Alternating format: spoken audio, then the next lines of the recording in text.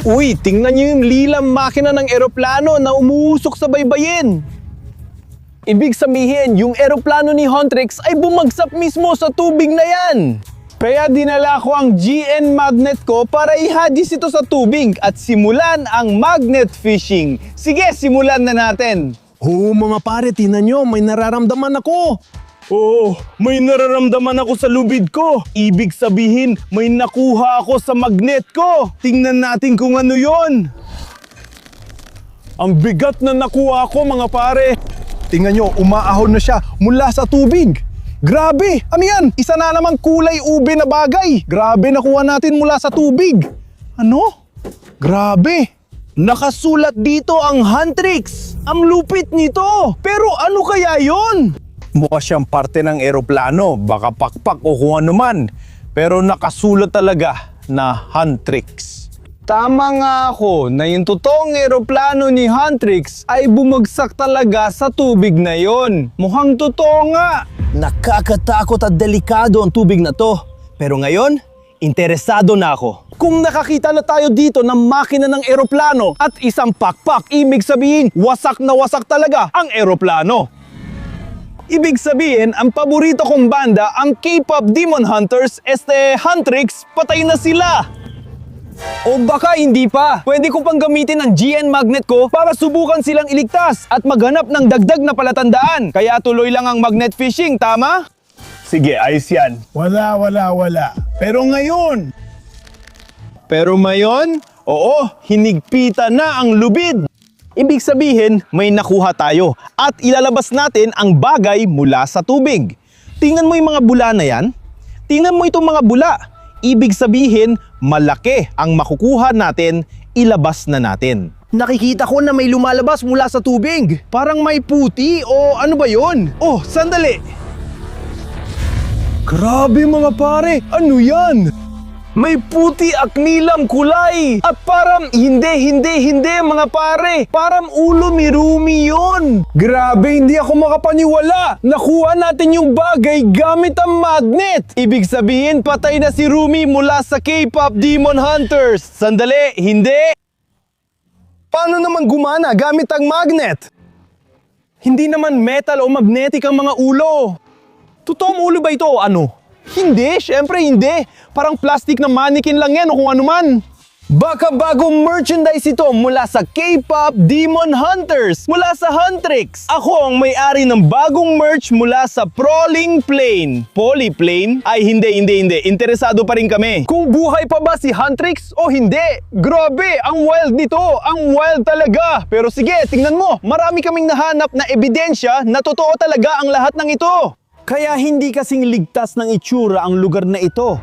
Nakakatakot at kakaiba ang lugar na ito. Ito talaga ang crash site ng eroplano ni Huntrix. Ituloy lang natin ang paghahagis ng magnet para makita kung ano pa ang makukuha natin sa lawa na yon. Pero ngayon, nagdududa na ako. Totoo ba talaga ito o parang peke lang? Hindi ako sigurado. Kailangan nating ituloy ang magnet fishing dahil may kakaiba akong nararamdaman. Kailangan pa nating makuha ang higit pang pahiwating. Nasaan si Huntrix at ang piloto? Ano na nangyari? Ano ang dahilan ng pagbagsak ng eroplano? Guys, tignan nyo, may nararamdaman ako. May makukuha na naman tayo mula sa tubig. Mukhang kulay ube na naman, guys, tignan nyo. Sandali, ano yun? Parang sarera ba ito o ano? Pero kung sarera ito, bakit may mga kable? Cable at kulay ube pa. O tingnan nyo, nakasulat dito K-pop. Hindi ito sarera. Isa itong flight recorder. Oo, K-pop Demon Hunters flight recorder. Kaya pala may mga kable. Ibig sabihin, may isa pang koneksyon. Maaari nating malaman kung sino ang may sala sa pagbagsak ng eroplano ng K-pop Demon Hunters. Pero una, ituloy natin ang magnet fishing at kumuha pa ng pahiwatig para makuha ang buong larawan. Kung nanonood pa rin kayo, huwag kalimutang mag-subscribe. Pagkatapos ninyo mag-like, ipapakita ko ang laman ng flight recorder. Babalikan natin ang flight recorder sa dulo ng video. Pero ngayon, magpapatuloy muna tayo sa magnet fishing para makita kung ano pa ang mahahanap sa tubig. Saan niya bumagsak ang eroplano? At kung paano ito talaga konektado sa K-pop Demon Hunters. O baka naman isa lang itong masayang eroplano. O baka ang Huntrix ang sakay nito. Hindi ko sigurado, pero ngayon may nararamdaman na ako sa manual ko at nakikita ko na ang mga bula. Malapit na nating makuha ang bagay na yon at makita kung ano ang nasa ilalim ng tubig. Oh, makikita natin kung ano ang nasa ilalim ng tubig. Uy, nakita mo ba yon? Grabe, ano yon? Diyos ko, ang wild nito mga pare. Grabe, sandata yan ni Huntrix. Tingnan mo kung gaano kalaki at kalakas ito. Pero hindi ko maalala, sandata ba yan ni Rumi o kanino? Oh, malaking tadhanga ako ni Huntrix. Pero kung alam mo kung kanino yung sandata na yon, Huwag kang mag-atubiling isulat sa iyong mga komento. Pero sigurado ako na sandata yan ni Rumi kasi ito ang pinakamalakas, di ba? Oo mga tol! Pero kung nahanap natin yung bagay na yon sa ilalim ng tubig, ibig sabihin, posibleng nasa eroplano si Huntrix. Nasa loob sila ng eroplano. At ngayon, nasa ilalim na rin sila ng tubig kasama ng buong eroplano. O baka hindi, baka may pag-asa pa tayong iligtas sila. Baka may pag-asa pa tayong makita si Huntrix na buhay. Kaya kunin na natin ang higanteng magnet at ituloy ang magnet fishing. Marami pa ring mystery dito na konektado sa pagbagsak ng eroplano. Pero nandito ako at ang magnet ko para alamin ang lahat ng mga bagay na nakatago sa ilalim ng tubig. At ngayon, talagang may nararamdaman ako. Hindi masyadong mabigat. Isang bagay na hindi kalakihan pero siguradong mahalaga para sa investigasyon ko. Tingnan natin kung may kaugnayan yun sa Huntrix o K-pop Demon Hunters kasi May nakikita akong kakaibang bula. At tingnan nyo mga pare, may nakakatakot at kakaibang lumalabas mula sa tubig. grabe, ano yun? Bungo ba yun? At pilot cab ba yun? Grabe, ang wild nito. Sumaysigaw. Pilot cap yun! At ulo ng pinoto yun na nahulog mula sa tubig. Grabe! Totoo ba to? Ibig sabihin, hindi pala peke lahat. Totoo lahat yan. Piloto ako ng Huntrix dati, pero ngayon, hindi na. Ano ang ibig sabihin nito? Hindi. Totoo ba talaga? Totoo ba talaga to mga pare? Hindi. Huli na tayo. Patay na ang mga Huntrix. Ano? Ang dami natin nahanap na gamit. Nakahanap pa rin tayo ng maraming bagay na konektado sa eroplano ng Huntrix. At ngayon nalaman natin na ang piloto ng eroplanong yon, patay na rin siya. Hindi natin siya nailigtas. Hindi, pasensya na. Pasensya na, piloto ng Huntrix, pasensya na. Pero gayon pa man, may mga misteryo pa rin tayong dapat malaman. Kung nahanap natin ang piloto, nasaan naman ang Huntrix? At kung nagkaroon ng pagbagsak ng eroplano, ano ang dahilan ng pagbagsak ng eroplano? Meron pa tayong isang napakahalagang detalye. Ito ang digital flight recorder. At pakikinggan natin ang laman ng bagay na yan malapit sa dulo ng ating video. Kaya manatiling nanonood. Malalaman natin kung ano ang naitala ng kapitan bago bumagsak ang eroplano. Ano ang naging dahilan ng totoong pagbagsak ng eroplano ni Huntrix sa nakakatakot na anyim tubig na yon? Kaya ngayon, ihahagis ko ang GN magnet ko ng kasing layo ng kaya ko. Kaya kailangan ko ng isang napakalakas na bata at ang suporta ninyo sa inyong mga like, mga kaibigan. Gawin na natin ito ngayon. Magandang pagkakahagis nun, hindi ba? Ako ang pinakamahusay na manghahanap gamit ang magnet sa buong mundo. Kaya mas mabuti bang mag-subscribe ka na kung hindi mo pa nagagawa. Tingnan natin kung may iba pang palatandaan para sa investigasyon ko. Kasi parang detective ako. Ako ang pinakamalaking tagahanga ni Huntrix at makakahanap na naman ako ng panibagong nadiskubre.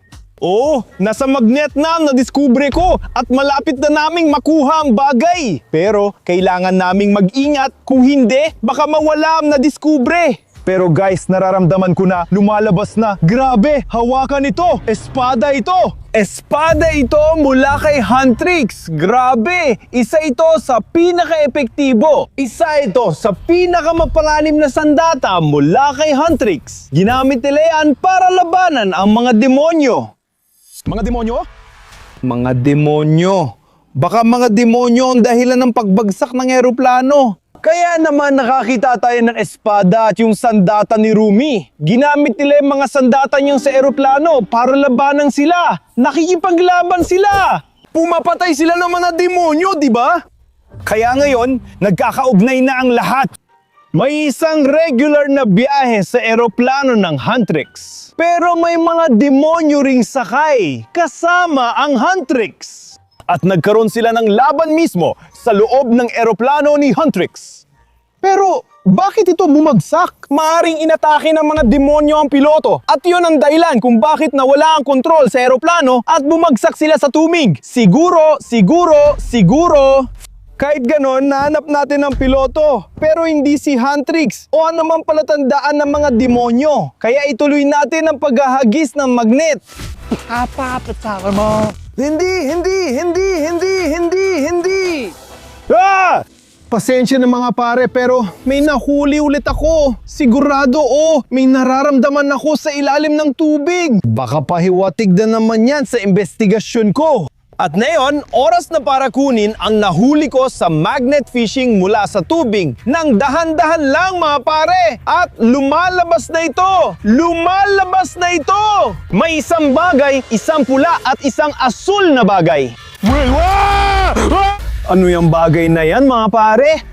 Ano yan? Demonyo ba yan? Grabe! Delikado pa ba yan? Nakakatakot at delikado pa rin ba? Grabe, pero siguro, ano kaya ang nasa loob ng ulo niya? Naku, tara na. Ano ba yan? Parang may higanteng kutsilyo sa loob ng ulo ng demonyo. Tapos, parang naputol na talaga yung ulo na yon. Mukhang talo na ang demonyong ito. Patay na talagang demonyong yan, di ba? Kaya nanalo si Huntrix sa laban ng iyon sa ere. Panalo sila sa laban ng ito sa Impapawin. Napatay nila lahat ng demonyo. Tama ba? Pero sa ganong paraan, bakit magkaroon pa rin ng pagbagsak ng eroplano? Nasira ng mga demonyo ang makina. Yun ang ginawa nila. Yun ang nangyari. Pero mga pare, wala pa rin akong clue tungkol sa mga babae ng Huntrix. Mayroon tayong piloto, mayroon tayong demonyo na napatay na, sana nga, pero wala pa ring bakas tungkol sa Huntrix. Pero may flight recorder tayo. Baka makakuha tayo ng impormasyon mula sa bagay na yon. Baka malaman natin kung buhay pa si Huntrix o hindi. Tuloy lang tayo. Ituloy lang natin ang paghagis. Maglakad-lakad ulit tayo, tama? Oo mga pare, gustong gusto ko ang magnet fishing at gusto kong tuklasin ang mga sikreto doon dahil nakakatakot at kakaiba. Ako si Slav, ang tanging makakapaghatid sa inyo ng sandamakmak na magnet fishing. Kung gusto nyo rin ito, mag-subscribe na agad!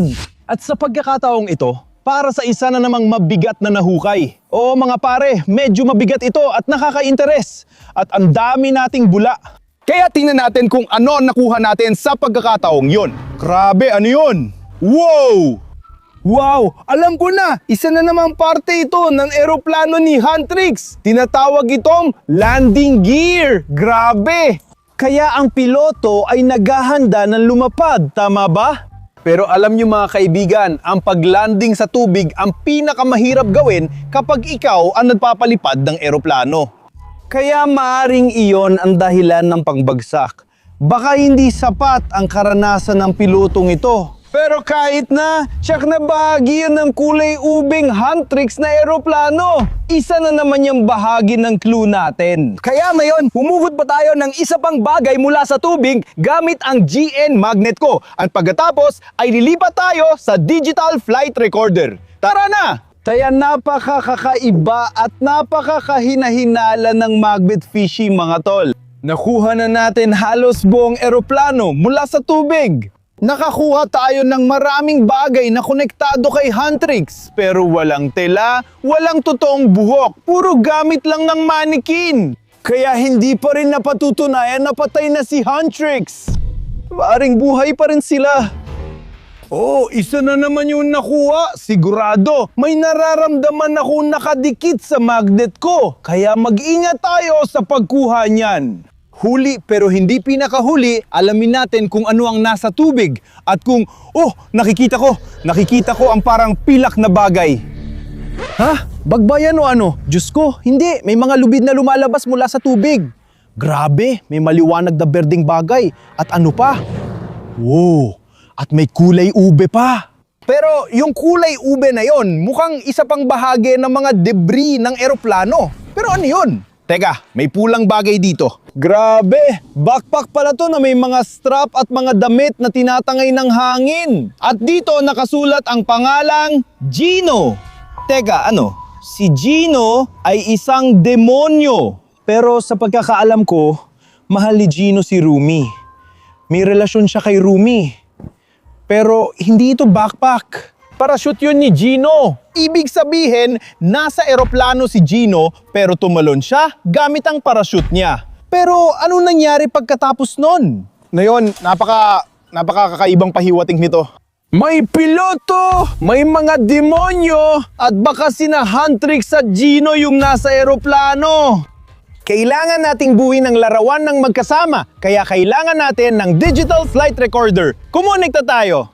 Kaya mga pare, kinonekta ko na itong K-pop Demon Hunters flight recorder sa cellphone ko.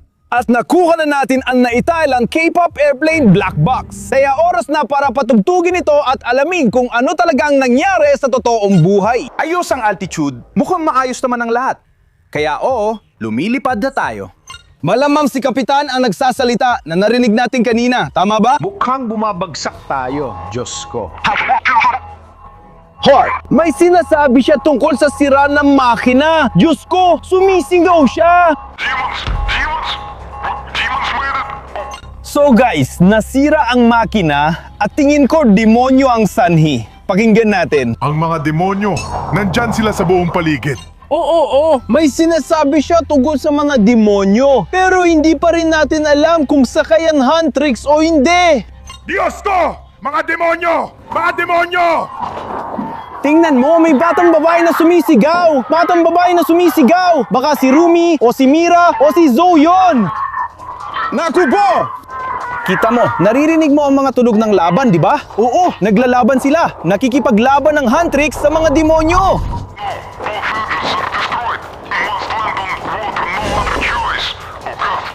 Naku, hindi! Sinasabi ng kapitan na may ganap na patpalya. Kailangan nilang lumapag sa tubig. Uy, mga babae. Sino yung nagsasalita? Uy, Huntrix. Si Gino ba yan? Boses ng lalaki yon, di ba? Anong susunod? May parachute ako. Kumapit ka sa akin. Tapos, lumabas ka. Grabe! Kinuha ni Gino lahat ng girls ng Huntrix at iniligtas sila sa pamamagitan ng pantalon palabas ng bumabagsak na eroplano. Grabe! Pero ano nangyari pagkatapos nun? General, paano naman ako? Ayoko po. Hindi! Ah, yun yung piloto na may mga demonyo sa eroplano. Pero pwede nating ipagpalagay na nailigtas ang mga girls ng Huntrix. Iniligtas sila ni Gino! Grabe, ang wild nito! Gustong gusto ko yan! Oo, wasak na ang eroplano! Pero dahil kay Gino, hindi lang si Rumi ang nailigtas niya, kundi pati ang buong banda ng Huntrix. Kaya ngayon, tapos na ang investigasyon ko. Nakuha na natin lahat ng kailangang impormasyon mula sa digital flight recorder na ito. Sana nagustuhan ninyo ang magnet fishing na yon. Kung oo, huwag kalimutang mag-subscribe mga kaibigan! At syempre, mag-iwan kayo ng maraming komento. I-like nyo rin ang video na ito. Ako si Slav, salamat sa panonood, paalam!